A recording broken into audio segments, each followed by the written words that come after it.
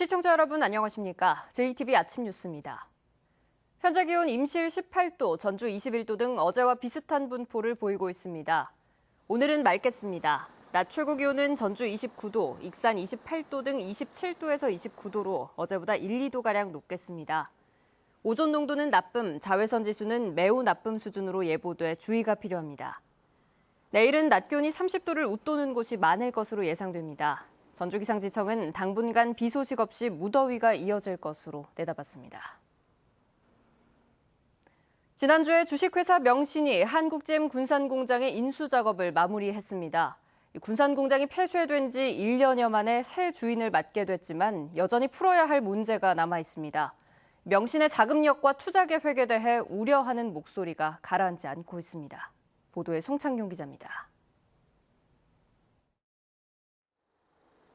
지난 3월 한국GM 군산공장을 1,130억 원에 인수하겠다고 밝힌 MS그룹 컨소시엄. 컨소시엄의 대표 기업인 명신이 지난주 한국GM 측에 잔금을 납부하면서 군산공장 소유권을 완전히 확보했습니다. 명신은 인수자금을 마련하기 위해 농협과 저축은행에서 920억 원을 빌렸고 유상 증자를 통해 263억 원을 조달했습니다. 보증 등은 모기업인 MS오토텍이 맡았습니다. 군산공장 인수 자금을 사실상 금융권 대출에 의존한 겁니다. 이 때문에 전기차를 생산하기 위해 추가로 투자하겠다는 1,400억 원을 어떻게 마련할지에 대한 의문이 제기되고 있습니다. 또한 인수자금과 추가 투자금을 더한 2,550억 원은 비슷한 규모인 광주형 일자리 자동차 공장 5,754억 원에 비하면 절반 수준에 불과해 사업의 현실성에 대한 우려도 큽니다. 여전히 자금 출처나 향후 사업 계획에 대해서 불분명한 점이 많습니다. 그래서 전라북도에서 훨씬 더 면밀하게 이런 부분들을 점검을 해야 되고, 명신에서는 군산공장 투자에 관심을 갖고 있는 기업이 여러 곳 있고 연말까지 전기차 위탁 생산 계약을 체결할 것이라며 문제가 없다는 입장입니다. 단계별로 하나씩 실행해 나가면서 신뢰를 드리는 게 더 중요하다고 생각합니다. 그래서 좀 시간을 갖고 지켜봐 주시는. 하지만 위탁 생산 역시 불안정한 일자리를 양산할 수밖에 없어 지역에서 장밋빛 전망에 취했기보다는 지속적인 성장 방안을 냉철하게 살펴야 한다는 지적이 나오고 있습니다. JTBC 뉴스 송창용입니다. 도내 몇몇 대학에서 강의를 했던 한 경영 컨설턴트가 자신이 경영 자문을 해준 여성을 성추행한 혐의로 법정에 섰습니다. 추가 피해자가 있을 것이라는 의혹도 나옵니다. 주희인 기자의 보도입니다. 도내 여러 공공기관의 경영자문위원이자 도내대학의 개건교수로 근무했던 A씨. 지난해 8월 A씨에 대한 성폭력 고소장이 경찰에 접수됐습니다. 지난 2016년 A씨가 경영자문을 해준 여성을 강제로 추행하고 성폭행했다는 내용입니다. 여성에게 여러 차례 협박 문자를 보냈다는 내용도 있습니다. 경찰은 A씨에 대해 강제추행과 강간 혐의를 적용했지만 검찰은 강제추행 혐의 하나만 인정해 재판에 넘겼습니다. A씨는 이 여성과는 사귀는 사이로 강제추행은 없었고 여성에게 헤어질 것을 요구하자 자신을 모함하고 있다며 혐의를 전면 부인했습니다. 이렇게 하면은 내가 그거에 받을 거야 이런 문자 있잖아요. 여기에 뭐 만나서 저부터 사과하라고 그러는데 제가 사과할 일이 없어요. 왜냐면 같이 한 건데. 이런 가운데 피해자가 더 있다는 제보가 A씨가 강의를 했던 대학의 인권센터에 접수됐습니다. 저번 주에 접수를 해서 지금 아직은 계획하에 있어서 어떤 말씀을 드릴 수 없을 것 같아요. 인권센터 측은 A씨가 개건교수로 대학에서 강의를 할 때 피해를 입은 사람이 있는지 조사할 계획입니다. JTBC 뉴스 주혜인입니다. 동학농민혁명 기념일 제정을 놓고 갈등을 빚었던 정읍과 고창이 이번에는 혁명의 시작이 언제인가를 놓고 얼굴을 붉히고 있습니다. 오랜 논란 끝에 겨우 국가기념일을 제정했지만 또 반목과 대립이 시작되는 건 아닌지 우려가 높습니다. 하원우 기자입니다. 정읍과 고창 두 시군의회가 마찰을 빚는 이유는 동학농민혁명의 시작을 언제로 볼 건가 하는 겁니다. 동학농민혁명 특별법은 혁명 참여자의 범위를 3월부터 한정하면서 사실상 무장기포를 혁명의 시작으로 정의하고 있습니다. 대부분의 검인정 교과서도 무장기포를 혁명의 시작으로 서술하고 있습니다. 정읍시의회는 고부 농민봉기가 혁명의 시작이라며 특별법을 개정하고 교과서도 수정하라는 건의문을 채택했습니다. 동학농민혁명의 최초 봉기는 고부 관하에서부터 시작되었는데 현재 무장기포를 1차 봉기로 서술되어 있습니다. 이 점을 바로잡아야 된다고 생각을 합니다. 고창군 의회는 역사 왜곡을 중단하라며 즉각 반박했습니다. 고부관화 습격은 고부 지역 농민들이 벌인 봉기일 뿐이라며 농민군 지도부가 포고문을 선포한 무장기포가 반봉건 혁명의 시작이라고 주장했습니다. 역사를 부정한 것이 마찬가지고 지금까지 많은 그 역사학자들이 무장 기포가 동학혁명의 시작이라는 역사성이나 정당성을 훼손하는 발언이고 15년이라는 반목과 대립 끝에 국가기념일이 제정된 게 불과 5달 전입니다. 이제 소모적인 논쟁 대신 동학농민혁명의 정신을 제대로 지키는 일에 힘을 모아야 한다는 지적이 설득력을 얻고 있습니다. JTB 뉴스 하원호입니다.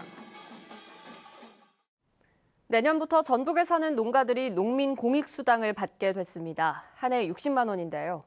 모든 시군의 농가에 농민수당이 지급되는 건 전북이 처음입니다. 권대성 기자입니다. 전라북도와 14개 시군 농민단체가 이른바 농민공익수당의 지급 대상과 금액에 합의했습니다. 1000제곱미터 이상 논이나 밭농사를 2년 이상 실제로 지으면서 농업의 소득이 한 해 3,700만 원 미만 농가가 대상입니다. 다만 축산만 하거나 농업이 주업이 아닌 도시거주 농가는 제외됩니다. 전라북도는 전체 농가의 90%가량인 10만 2천여 농가가 혜택을 볼 것으로 추산했습니다.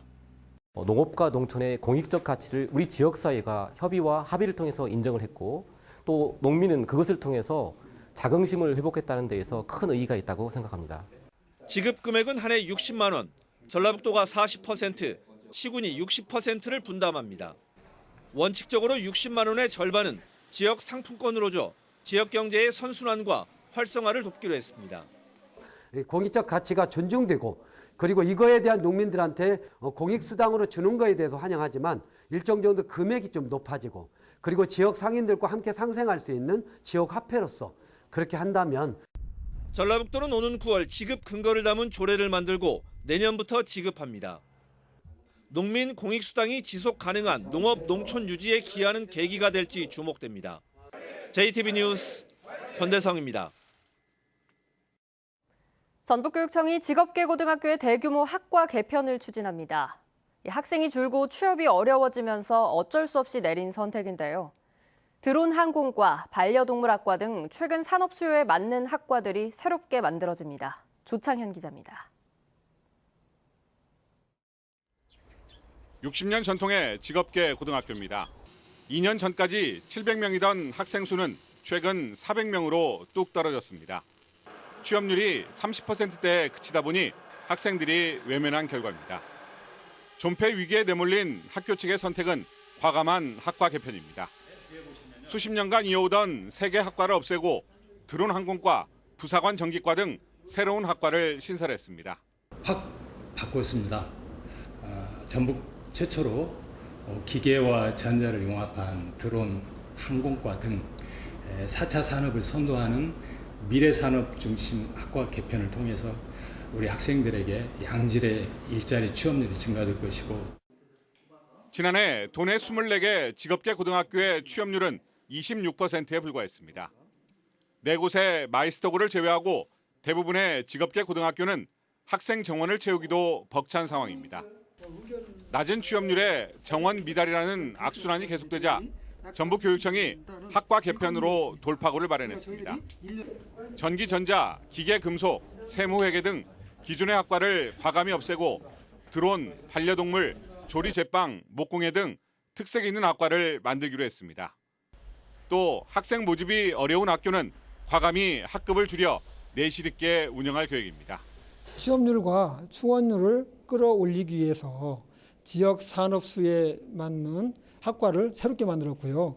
그다음에 국가기관 산업 중심의 학과는 유지하는 쪽에 포커스를 맞췄습니다. 전북교육청은 내년에 추가로 5개 학교에서 학과 개편을 추진할 계획인데 신규 학과에 따른 교사 수급과 실습 기자재 지원 등의 예산 문제 해결이 과제로 남게 됐습니다. JTB 뉴스 조창현입니다. 어려운 이웃들에게 무료로 다양한 서비스를 제공하는 남원 사회복지 심부름센터가 문을 열었습니다. 신비의 꽃으로 불리는 대나무꽃이 정읍에서 발견됐습니다. 나금동 기자입니다. 남원시 요천로에 사회복지 심부름센터가 문을 열었습니다. 사회복지요원 3명이 근무하며 홀로 사는 노인과 중증장애인, 소년, 소녀 가장 등 어려운 이웃들을 도울 예정입니다. 민원 신청과 시장 보기, 물품 배달, 병원 동행 등 다양한 서비스들이 무료로 제공됩니다. 약자들 또 우리 도움에 필요하신 분들이 큰 도움이 될 수 있도록 열심히 하겠습니다. 수십 년부터 길게는 100년 만에 핀다는 대나무꽃들이 정읍시 북면 1번 국도 옆에서 발견됐습니다. 이번 대나무꽃은 100여 그루가 한꺼번에 폈는데 대나무는 꽃이 핀 뒤 고사했다가 10여 년 뒤에 다시 살아나는 것으로 알려졌습니다. 외식 창업을 희망하는 청년들이 실전 경험을 쌓을 수 있도록 돕는 완주 청년 키움 식당 3차 팀이 운영을 시작했습니다. 20대 청년 8명이 모인 샘골 셰프팀은 앞으로 한 달 동안 옛날 잔치국수, 추억의 도시락 등 복고풍 메뉴를 선보일 예정입니다. 장수군이 큰 어려움을 겪고 있는 양파 농가를 돕기 위해 양파 팔아주기 운동을 벌였습니다. 이번 행사에는 지역 사회단체와 주민 등 600여 명이 참여해 모두 620만 원어치의 양파를 구매했습니다. JTB 뉴스 나금동입니다. 전북 학교 비정규직 연대회의가 오는 3일부터 총파업에 돌입한다고 선언했습니다. 학교 비정규직 연대회의는 임금교섭 타결 촉구와 공정임금제 실행, 교육공무직 법제화 등을 요구하며 내일부터 4일간 총파업에 돌입한다고 밝혔습니다. 학교 비정규직 총파업에는 조합원 4,500여 명이 참여할 것으로 보여 학교 급식과 돌봄교실 운영에 차질이 예상됩니다. 전북교육청은 도시락 지참이나 대체식품 제공, 돌봄교실 운영에 차질이 없도록 일선학교에 파업 대응 매뉴얼을 내려보냈습니다. 정헌율 익산시장의 다문화 가족 비하 발언 파문이 정 시장의 사과에도 확산되고 있습니다. 대한초아청소년과 의사회는 정헌율 익산시장에 대해 헌법상의 평등권을 위반하고 다문화 가정 아이들의 명예를 훼손한 혐의로 서울중앙지방검찰청에 고발했다고 밝혔습니다. 또 민주평화당에도 민주평화당 소속 정헌율 익산시장의 퇴출을 요구했습니다. 민주당의 전주 덕진 도의원과 시의원들이 한국철도시설공단에 철도 소음으로 큰 피해를 겪는 송천동과 호성동 주민들의 대책을 촉구했습니다. 이들 지방의원은 최근 호성중학교 학부모들이 교량 높이 조정과 학생들의 안전한 보행길 등을 요구했지만 한국철도시설공단의 답변이 없다면서 공단이 소음 피해를 계속 외면하면 저항은 커질 것이라고 주장했습니다. 전라북도 산하 13개 공공기관이 하반기에 198명을 채용합니다. 기관별로는 군산의료원과 남원의료원이 간호직으로 131명을 채용하고 전북개발공사와 생물산업진흥원이 각각 8명, 자동차 융합기술원이 6명, 전북여성교육문화센터가 3명 등을 선발합니다. 기관별 채용 계획과 인원은 전라북도와 해당 공공기관 홈페이지에서 확인할 수 있습니다.